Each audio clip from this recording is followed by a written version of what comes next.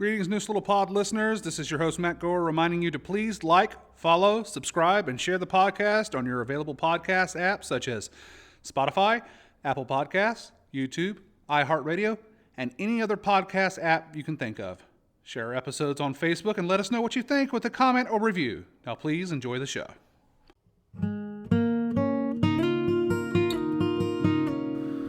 Good evening and welcome to Neuse Little Podcast. This is an audio program talking about the backstage antics and stories of running a small town community theater on the banks of the Neuse River located in Smithfield, North Carolina. We lovingly refer to the old girl as the Hut. We hope you enjoy. And welcome to another episode of Neuse Little Podcast. Now, this evening we have a very special guest for you. We have our resident set painter and set dresser, actress, play reader extraordinaire, board member Anita Liverman, and she's going to come up in just a minute. But first, we're going to do a little bit of announcements and a little segment called Theater Roundup in the area, where we talk about other theater that's going on in the area that doesn't conflict with our shows. So, first of all, we want to thank the audiences for coming out for Till Death Do Us Part. It was a successful run, so we want to say congrats to the cast and crew. Made money, so that's always the goal. But also, it made people laugh, which is even better. So, well done to the cast and crew, Abigail Jordan, the director, and all the gang. Well done. And our next show is going to be directed by our own Toole. Howdy. And that's going to be Trip to Bountiful.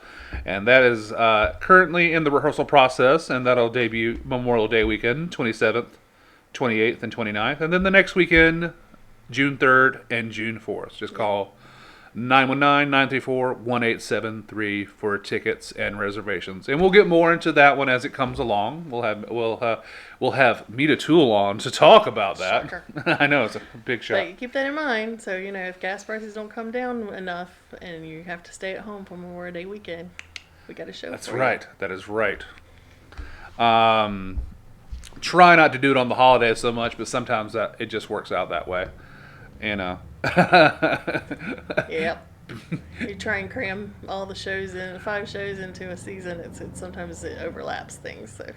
Yeah, and I know that annoys you a little bit because it's like, well, does nobody pay attention to this? Like, no, Mita actually pays a lot of attention to this. It's just sometimes this is how it works out to do 5 shows in 1 year with a summer break. Right. And you got to worry about summer camp, which is also enrolling right now. Mm-hmm. So if you have that's on my list as well. Sorry, I jumped ahead. No, not at all. Summer camp, please sign up for summer camp. They are doing Lion King Jr. Lion King Kids, and Patsy Castellano is going to be heading it up this year. So please get those submissions in. Application can be found on our website, www.neuselittletheater.org, and all the info you need is up there. It's ages 8 to 18, and the hours have changed a little bit this year. It's from 8 to noon instead of 10 to 1 like it used to be. Patsy's a little bigger on early rising, mm-hmm. So she was willing to start a little earlier before the heat of the day kicks in. Gotcha. And that'll leave you time to go have lunch with your kids when you pick them up, and then take them on to an afternoon camp if you want to get rid of them again. Yes. Now, this is another little segment we're going to have on from time to time. It's called Theater Roundup, and that's where we'll talk about the other theater in the area. So, yeah, let's talk about what they got going on down there in Benson. Benson Little Theater is doing their production of Guys and Dolls, the classic musical. It's directed by Jerry Keith Lyles, and it's going to go up Friday the 29th, the 30th, and the 1st. And then they have a second weekend with the 6th and the 7th. I think that's right. So go down there and support Benson Little Theater. Several people that we've worked with before in that one, and it's a good show. So good luck to D.H. Johnson, Dylan Atwood, and the gang. We hope you guys knock it out of the park. And then up there in Wilson, at the Playhouse of Wilson, going on at the Edgar Boykin Center, where Sean works, as it were, they're doing Steel Magnolias, and NLT's own Nicole Johnson Braswell is playing the role of Malin. That's a classic play that is always entertaining, and they are going April 29th, 30th, and May 1st. So that's just one weekend for that show. So if you want tickets, go to their website. And tickets are $13, in advance and 15 at the door. And there's a little QR code you can scan that's all over the internet. So, break a leg to Nicole and the rest of the cast and crew. And also, lots of theater, so bear with us. This is always a very busy time. End of April, May, early May is always a busy time for theater. They're always trying to get in that last show.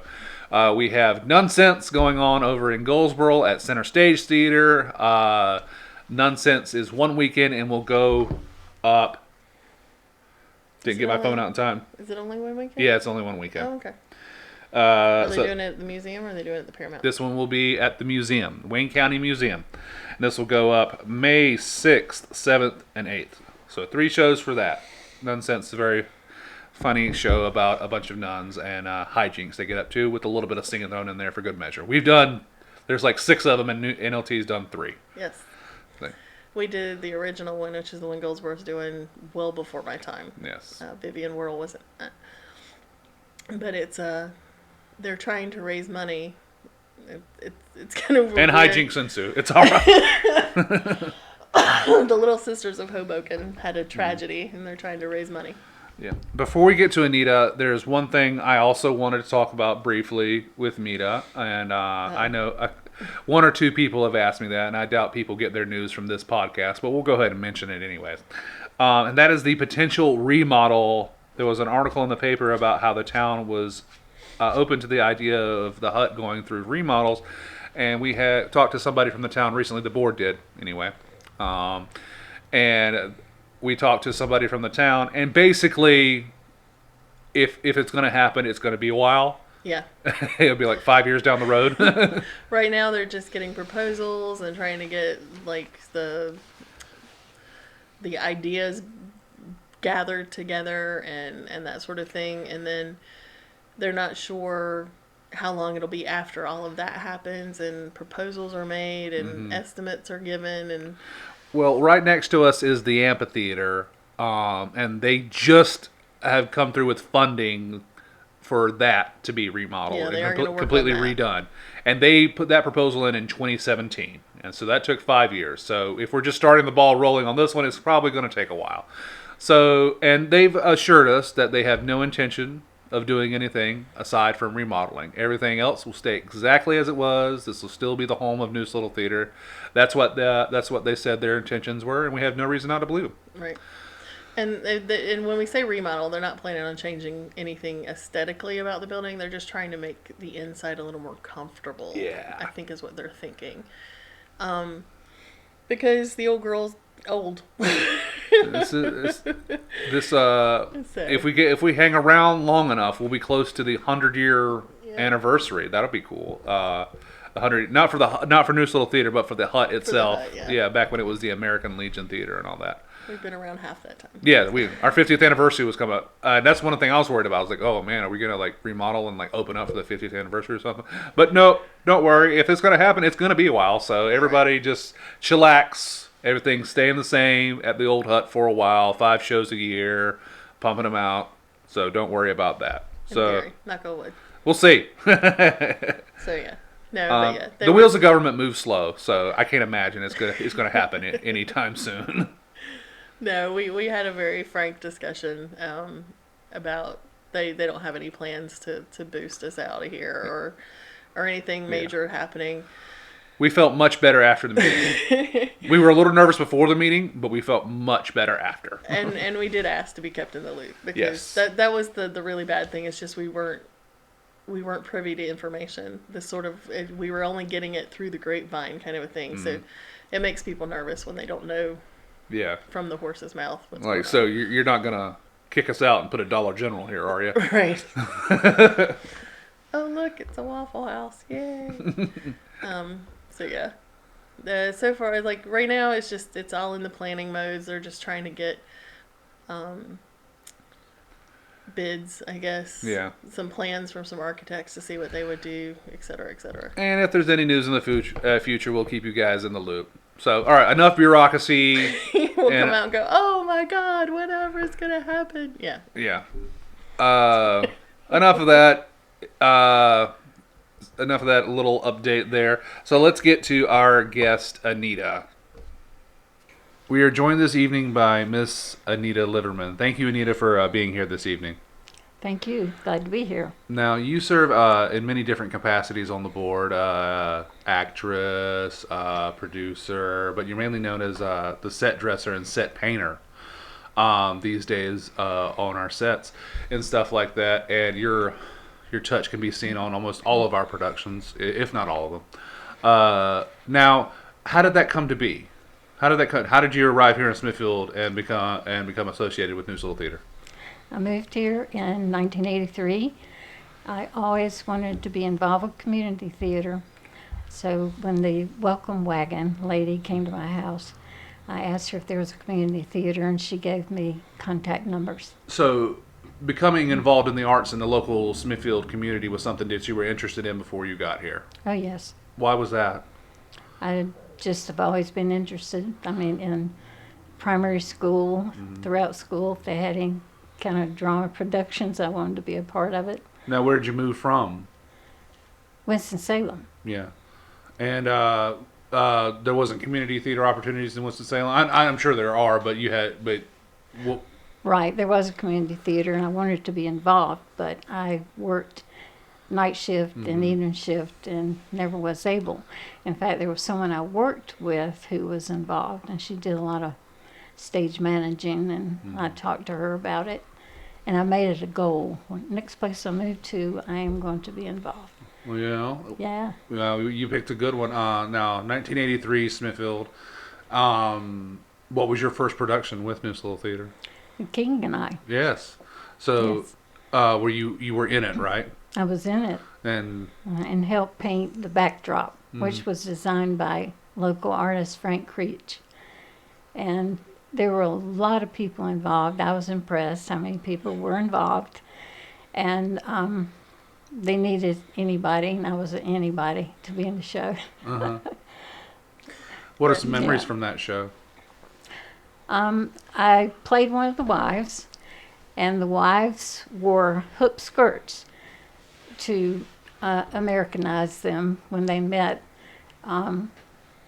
Someone came. The king had his wives to dress in the hoop skirts. Anna. Anna, is her Yeah, name yeah. Anna? Maybe it was. Yeah, when She's Anna she's came. an English woman who's come to teach English to the kids Right, or so they something. don't look backwards. And the hoop, when they bow to her, the hoop stands straight up. And then they remember they should have done something about undergarments. So I went to another community theater in Rocky Mount and asked them, had they ever done that? And they told me how to make that work, to make the hoop stiff enough. And it did. Yeah, I'm just gonna smile and nod and pretend I know what part in The King and I you're talking about because I actually haven't seen it. There are some gaps in my classic musical theater background, as it were. Now, I remember working with you on a production called Suddenly Last Summer, and that was when I first really I seen you do your thing before, but that was the first production I really saw you that you had a true talented eye for set dressing. But also the plants. Someone else, the plants, what was it, kind of like a greenhouse almost? Well, there were tropical plants out in her garden, and it was meant to look creepy Yes. because the reference to the eating. Yes. Venus flytrap. Yeah. Yes, Suddenly Last Summer is a A lot very of carnivorous plants. is a wonderful play, but it is very dark, and it is one of Tennessee Williams' darker plays, if that tells you anything. Basically, a woman is trying to bribe a doctor to give her daughter. I always say daughter-in-law, but they weren't married. They were. It's her niece. Yeah, niece. She's trying to get a doctor with financial trouble to lobotomize her, so she'll stop telling this awful, awful story about what happened to her son Sebastian down in Mexico, which is a truly awful story. But yeah, the greenhouse, it was supposed to be uncomfortable, and those bushes that were supposed to kind of like represent how uncomfortable it was to be around this family, how prickly it is. Who was the one who designed those? Mary Brown. Mm-hmm. Yeah, Mary Brown painted beautiful plants. And then if you have those beautiful plants and have a little house to the other side and the fence in the back and the stone floor and have the proper lighting and little crickets. It was a wonderful set. It was a really good set. Uh-huh. So, but moving back, let's not get too ahead of ourselves here. When did it become your thing, kind of your job, quote unquote, to be in charge of the set dressing and all that? I consistently became involved probably around 2000, year 2000. But then the board assigned every member with a duty, and mine was to make sure that the set got completed. And it didn't mean I had to do them all, but I needed to make sure it got finished. Right. When you look back on your body of work as an artist, what are some of the sets that you are most proud of? Some of the ones that just stick out in your mind? Most proud of. Because I mean, all your work is brilliant, but every single time I'm directing a show, and I usually just give you I try to be as vague as possible because I love what you come up with. I kind of like letting giving the artist room to do his or her own thing, with it. Right. So let's start with your show because I am proud of that.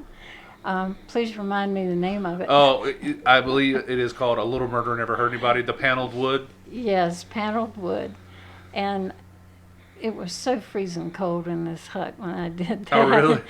Yes, and I started in steps that I'll do around the fireplace to look like wood paneling, and if I'm frozen, then I at least have something that looks completed. So that's how I worked. Yeah. It's still in the wainscot below, but I did get it all finished. It looked like raised panel, the entire room. And just to give the audience a specific idea of what we're talking about here, she would paint this house. I remember having the meeting with you when you came by and said, what did you have in mind? I said, basically old money, wood, mahogany, that type of deal. And instead of going out and spending a bunch of money on actual wood paneling, you actually, by hand, painted it. And from the audience perspective, it truly looked like it was real wood paneling. So much so that at intermission, people would get up and touch it. Yes, I saw him do that. It was the best compliment. Yeah. Because there was some guys up there who probably did construction like, this looks pretty good. And then they touched it like, oh, it's paint. That's pretty cool. Yes, that is a high compliment indeed. Now, what are some others that stick out to you? Death of Salesman. Mm-hmm. The character is in his head, and everything's skewed. So the buildings were out of perspective and skewed, and that's what was going on in his head. But it was in town, so you had the fire escape, and all that was painted around. However, I like that set because it's the first time we used the turntable. Yes, that was the first time we brought out the turntable, as it were, where Randy grinded Mita down, and finally, He did. because you didn't like the idea at first. Well, we had rotating platforms before, and they always were trouble because your wheel gets bent, and then you're stuck. You're dead in the water. And I tried to talk him out of it, and I was like, turntables don't work, Randy. It's just not going to work. And then he said, okay, well, I've got this sliding platform. And I was like, let's revisit the turntable idea. Which is a very smart strategy on Randy's part. Present two ideas, the one you really want, and then the outlandish one that you know you're never going to get. I was like, I'm not sure how a sliding platform would work, but and so he had looked into how to make a turntable work, and where we had put wheels on a platform and turned the whole platform, what he found works best, and what we've used since then, is you basically turn the wheels upside down and you float a plate on top, basically. So your turntable, it's like a Lazy Susan. Yeah. Instead of something with wheels. What, from your perspective, what did you like so much about that set? Was it just more areas to paint, or was it just more avenues for creativity? What was it? The whole stage was used, and there was something going on every bit of it. One section was walking into the house, which was no more than a frame, but it had wallpaper. And on the turntable, one side was a bedroom, the other side was an office. And I mean, there was just so many areas that, other than just having the three walls where you would have a spotlight for a scene, this it just rotated and became so much. I think there was even a garden on the stage too. And it just opened it up so much, and we've used them since, and they'll probably be used again for future shows. So we got Death of a Salesman, A Little Murder Never Hurt Anybody, which are semi-recent. I mean, about 5-7 years old, but that was my first show, so that was 2014. So let's go back a little bit further. So what is like one of like the first ones where you're like, oh, okay, I got it right on this one? Driving Miss Daisy was the first one I really did scenic painting, and I had Carol Massenberg help me. And Tony Pender was the director, and he was so helpful because he has that experience. And Tony has a way of, he sees I'm confused, and he's reading my face, and then he'll change the way he needs to explain it, and then he'll see the lights come on. Oh, yes, I know what you're talking about. So that was the first one where I said, I can do this. Yes. I can do this. Another personal victory seems simple, but I think it was Irving Berlin, a show we had, Irving Berlin songs. We did some of the shows here at the Hut, some of the shows out at the college. And so here at the Hut, we had 3 walls up, and I painted the piano keys large on those walls. Oh, okay. Sounds simple, but why? Personal victory for me, because you know that rule of you measure 3 times and you cut once, and it still comes out wrong. Well, I just went for it, and it came out, I mean, just so perfect. Right. And Betty Smith was my helper then, and we were just here going, I can't believe it came out. I can't believe this worked out. Wow. It worked. Yeah. First try, Yeah. it worked. So those things make me happy. Yes, when the symmetry lines up. Now, you're great at painting, we all know that, but you've also got a really good eye for furniture. And when I say set dressing, for those of you who don't know, is that means the dressing of the set. What kind of chair for this scene? What kind of table for that scene? And where does that come from? Because you have a really good eye for like furniture. I've noticed. Where it comes from, let me put in a thank you to this community who lets me borrow things and are very helpful in loaning us things. So set dressing, the best set dressing was Battle of Shalford. Oh, yes. It was a country store, filled. I mean, everybody got involved. They brought a jar of pickles, or Mita had candy in jars, and that was a proper thing to come on the stage and eat the candy. Battle of Shalford takes place in the 1930s, and it takes place 1938. Yeah. It was War of the Worlds. Yeah, I'm not sure the exact year. The War of the Worlds comes on the radio, and everyone thinks it's real, although technically that's not true. But but they like to talk about it, and this little farming community goes to war, basically. So the entire set is a general store. Yes. And it looked like an actual operating general store. It's the post office / general store. Think of like Olson's Mercantile in Little House on the Prairie. / voting booth / courthouse. It's a Sunday night, and while everybody's over at church having choir practice or Sunday evening or whatever it is they're doing, all the heathens have met over at the general store to kind of hang out and play checkers and try and avoid eating the owner's very bad stew that he's making for them. But It's a really sweet story. It's the real story is about this young girl who's growing up, and she's 17, and she's ready to go out into the world, and sort of, leaving behind this simple life that she grew up into, and go out in the world. But yeah, it's the night of the War of the Worlds, and so they're listening to the radio, and I'll get all upset. Yeah, there's definitely, this is the type of play where an old man has a shotgun with a pitchfork tied to it with a bandana. It's that type of play. Yes, they do grand their guns and run out into the night. But no, but yeah, it's like it was always amazing. If that's one of the shows that, like, Sammy Smith will tell you it was his favorite set, because they ate candy and peanuts and drank Coca-Colas out of a cooler. We had a cooler on stage. Yeah. Little 8-ounce Cokes in a bottle. With glass, yeah. Glass bottles, and moon pies, and they had old school candy like the grandma candy that's the peppermints and stuff like circus peanuts, which I find the most repulsive Oh. candy on the planet.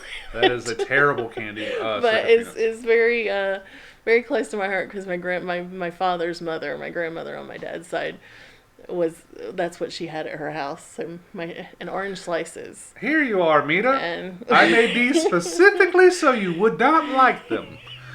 she bought them because she bought that kind of candy, but she liked them, I guess. But yeah, none of us kids really particularly liked them. So, but when I see circus peanuts, that's what I think was my grandmother. But yeah, so there was a lot of stuff on that side. I was very impressed with Anita finding as much crap. So you're saying it was kind of like a community effort. Everybody kind of yes. pitched in and contributed to something to make that set look cool. Right, because one led to the other. I meet this person, they say, you really need to talk to so-and-so. They have a collection of old coffee tins or tobacco tins, and it just kept building, and we added. So that reminds me. Let's talk about some of the other people that have helped you along the way over the years. Well, let's start with Greg. Okay. I was impressed. One of your shows, Safe, he built that remarkable door, Yes. bank vault door. And then I was to paint the set, and we thought, okay, we want it to look like metal. Yeah. So how do you make it look like metal? Maybe spray paint. So Greg comes up with an idea. He built a plastic little room, and we actually wore a mask and sprayed so it wouldn't get out in the room. Yeah, he created a ventilation chamber so that it would go out the door and not just fill the space with all of that spray paint. Because it did look like chrome. It looked like stainless steel. We were worried about the lighting, but that wasn't much of an issue. But I didn't know that he created a whole filtration system. Oh yeah, the fan with the vent went out the door. That's cool. Yes. Because you found that the best color came from spray paint and not from a roller paint. So it had to be spray paint, and you had all of that propellant in it that you had to get rid of. The bank vault door it looked heavy, but it wasn't. It was made out of a kid's pool that was also inlaid with it was still pretty heavy. Cardboard tubing and stuff. Like, one person could pick it up. I don't know. It'd be awkward, but they could do it. And it was, I remember that door was, you could not really, this was not the one where the audience could go up and touch it, because even like a little bit of your nail on it would create like a little mark on it, because it was very fine. Yeah, it picked up fingerprints really badly and stuff too. By the end of the play, it was just like it was an actual crime scene in there, but it just like the little smudges everywhere. It's like, But okay, yeah, Gadget Greg. I love him and his crazy toys. And so Bridget Reed, she started helping me maybe 9 years ago. And Bridget was a mural artist in California before she moved here. Left her message on the theater answer machine that she was interested in helping. So that's how she became involved. We got to get Bridget in here. I want to talk about her being in California, being a mural artist, and she made a living at it, because like she would paint people's houses, because that was very popular for a long time to have that. Was it Trump? Loy. Trompe l'oeil, like where things look real but they're painted. Trump is like an artist. Trump It's Loy. It's an artist. It's an art form. Uh-huh. But when you think like perspective drawings and things like that, so that when you look at it, it looks like it's real. Like animals and plants and things look like they're really there, but they're just painted on the murals. And every So- child's room had to have painted walls Interesting. during So- that time. That's what she did. I think Bridget here. Tell us some stories about 70s, 80s California. Meat almost dropped her mic there. Let me tell you, folks, this has been an episode for the books. We have tried to start this episode 3 times, and I fell out of a chair. So this has been one of our most eventful episodes with Miss Anita. I can't imagine what she thinks, because usually it goes pretty smooth. We're in and out, but not today, folks. Not today. We're Everything wants to like be loose and fall apart and Yes. fall down, and It has been an uphill battle. we're not But- really sure what's going on. The but we've planets got have it. aligned. It is going to happen. We cannot let the people down, Mita. That's we what it is, yes. We cannot skip an episode. We I must know. do it. Dozens of people will be disappointed. Tens and tens of people are demanding that we finish this. All right, Oh my goodness. Miss Anita, is there a show that you are really interested in doing in the future, from the point of view as an artist or even an actress on stage? No. No, not at all. We've done them all. All right, folks. That's it. We'll see you later. No, I'm just kidding. Okay, but No, well, and let me go back because we didn't really stop and talk about it. We had to restart the recording process several times. But I have to say, when you did Suddenly Last Summer, and I knew how good Anita was because I'd seen her other stuff, but when you did Suddenly Last Summer, I walked in and I had to touch the floor because it looked like terracotta tile. And I was like, I had seen her stuff, and I walked up and went, huh, okay, that is painted, okay. So that one stands out. A Little Murder Never Hurt Anybody. Battle of Shaliford. But I also was very proud of the set for Rabbit Hole. mm-hmm. Oh, yes, that won, didn't it, that year? Yes. I don't know. I don't remember. Think so. I never remember anything. And we have to mention The Outsiders. The Outsiders. Now, Julia Oh, God, Katke Yes. has started helping now, and she Julia. painted the graffiti. Yeah. Julia is a nice lady. She's from Clayton, I believe. Yes. And she's coming in more and more to help out, which is much appreciated, because we don't want to, She works a lot with, it's now Carolina Youth Theater, although they're on hiatus right now. They've sort of taken a break for like this last year. But she works with their sets a lot. Mm-hmm. And then I'm not really sure how Anita grabbed her and pulled her in to help with us, but, or did she just volunteer? I think she called me. Yeah. She might have left on the Oh, answer message, machine yeah. again. So I should also mention that as you have other duties on the board, and with Joyce, you are one of the readers of the plays. You kind of you and Joyce are kind of like the main two that read a bunch of the plays and decide which one would be good for our season. Yeah, Joyce and Anita try and read everyone. The rest of us are pretty slack. What are you saying? Are you saying the board members don't read every single play that comes through here? I read the ones that interest me. Anita and Joyce try and read them all. And then some board members, it's not their thing. They'll read it. I'm trying to slowly but surely become a part of that. But again, it's easier said than done, reading all those plays. Because guess what, folks? Some plays aren't very good. Yeah, and that's they, true. and they can be a slog to get through. I read the synopsis and then I order the book and I've read it. And I usually have pretty good instincts. And usually I don't get one that I just go, ugh.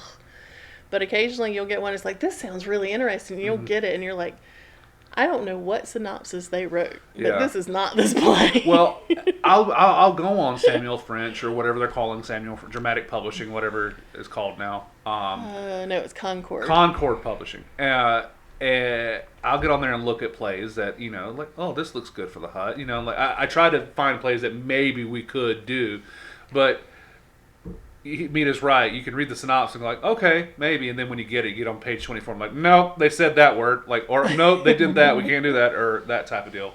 Or it's just not doable. Yeah, or it's just unfeasible. Yeah, there's a reason why we haven't done Wicked. There's a reason. Well, see, I enjoy doing new things. Yeah. So that's why I don't really have a favorite that I want to do.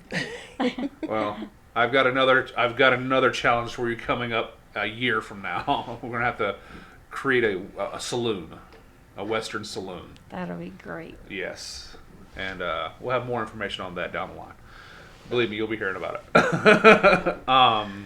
But yeah, Anita's been on stage though too. She was the crazy lady in Man Who Came to Dinner. Well, all right, I've seen that. I didn't see. That was one show before my time was Man Who Came to Dinner, but I recently saw production. Who were you in Man Who Came to Dinner? Harriet? She was the crazy sister. She's the one who came down and kept wanting to be with Whiteside, right? Or to just like Yes. hit on him a little bit. She kept trying to show him a picture. Yeah, and yeah. give him gifts or something. Yes. Yes, yeah, that is a very memorable part. And then he remembers, oh, yes, I remember who you are. She's like a serial killer or something. Yes, at the end she's revealed to be a murderer. Yeah. It's one of the better parts in the play, I have to say. If you can't be Whiteside or the secretary, that part's very I just always remember Anita diving under the Christmas tree with her legs sticking out to try and get the gift from way at the back to give to Whiteside. Well, I had fun with it because people kept asking me, why is the brother hiding her if she is a murderer? So I went with that. Because And he loves his sister. created a story. Yeah. She's a little... So yeah, but I'm trying to think. Anita was also in Cabaret as one of the Kit Kat girls. Kit Kat, as were you. Yes, I was. Well, I wasn't a Kit Kat girl. I was Fräulein Host, the prostitute. Well, you danced with the rest I of the did Kit dance. Kats. That's because we had a very small ensemble. But yes. Have you never seen Cabaret? No. I've seen a show that's inspired by Cabaret, Babylon Berlin, which I enjoyed. But no, I've never seen Cabaret. Listen, I've never seen Cabaret. I've never seen Sound of Music. I've never seen Mary Poppins. I've never seen The King and I. You're pitiful. I don't know. I should be ridden out of town on a rail, and all the community people should throw tomatoes at me. I haven't seen Guys and Dolls. I'm going to go see that this weekend for the very first time. I can tell you, Guys and Dolls fits into that genre for me, where I like Guys and Dolls except for the main story, the love storyline. That just holds no interest to me at all. Well, I found that a lot of musicals have really ridiculous. A lot of the classic ones have really like thin stories. Like I remember seeing Showboat. I'm like, okay. The first act I was like, okay, this kind of makes sense. And the second act I was like, no, we went off the rails here with the story. As far as the story goes, right. Well, and like what's another one that I like? I thought, God, that would be really. Oh, Sweeney Todd. I love Sweeney Todd, except for the love story. Yeah. I have seen Sweeney Todd. I'm like that whole love story to me is like, eh. But yeah, and I was trying to think what else you've been in because I don't remember. I think that's the one. Oh, you were in Miracle Worker. Yes. Yes. You also you were my aunt in that one. Yeah. Yes, and That was your mother and your aunt. I played almost the same character. I played like the brother who is kind of overlooked, and because of that, he's kind of, I guess, snide and piggish but I remember that kind of, it was similar characters almost. I remember us being at the table, and Tony would tell Samantha, because she's playing Helen Keller. I almost said Anne Frank. She's playing Helen Keller, and she is undisciplined at this time and going around the table and has mashed potatoes and stuff. She's picking off of people's plates and stuff like that. And I do remember being next to you, and we were looking at the mashed potatoes, and like the second weekend, it was like the same mashed potatoes we've been using for like, maybe 14 days at this point. And we're like, yeah, good. And the pickles look pretty rough too. Yeah, we had to like pretend like we were eating. We could sit here and talk about old musicals forever, but we're gonna let Miss Anita go, and we want to thank her for her being one of the most talented people at Neuse Little Theater. Believe me. Thank you. You're kind. It's true. You're the whole package. You can act, but also you provide something that not a lot of us can. You can go up there and turn our small little stage into a work of art. And that is something that is very valuable. And we hope you do it for many years to come. So we just want to thank you for that. And we're sorry that we make you paint wood paneling or wood grain floors and wallpaper. I know those are your favorite. I think wallpaper days are over. Yeah, I think. We have Greg. You hear this, Greg? You can hang the wallpaper. Sometimes there's like conversation about stuff that we've always done this way, and Greg will be like, "Well, what if we do it this new way?" And sometimes we're skeptical, but usually he comes through. Well, he's got quite the background in theater too. He does. Very talented individual. So, I think we used to paint wallpaper because we used to paint instead of hanging wallpaper, we would paint the Because we didn't want the glue. Well, that, on our but flats. also, we could staple it, but I think it's expensive. Wallpaper tends to be expensive. It is expensive, and we tried the stapling one time, and it curled. Gotcha. The edges curled. But I just know Anita and wallpaper, trying to paint wallpaper is always fun. Her eyes cross. And Yes, because it all has to be measured, and those flats are, 12 feet? yes. Well, 4 foot wide, 10 feet tall. So, Yeah. and that's really high for you Yes, to get up. it is high. But there's a lot of good people involved with this theater. Mm-hmm. There's a lot of special, very talented people, and you are one of Yes. them. We appreciate your time this evening. Sorry we had to start, and redo the first 5 minutes 3 times. I have been keeping an eye on it. It's still recording. We're good. So yeah, that has actually never happened before. So sorry about that. But we appreciate you being a good sport, and we finished it out. So for Neuse Little Pod, I am Matt Gore. That's me to Toole. Hello. And we'll see you later. Credits for the show. Your host and creator is Matt Gore. That's me. My producer and editor is Mita Toole. That's me. Music is by Cody Walker. Please go look up Cody on Cody Walker Music on YouTube, and he's also on Cody Walker Music on Facebook as well. He's local, so and he's got a couple of albums out. Easy listening, John Denver type of guitar voice. That Cody Walker. All right. Thanks for listening. We'll talk to you later. Bye-bye.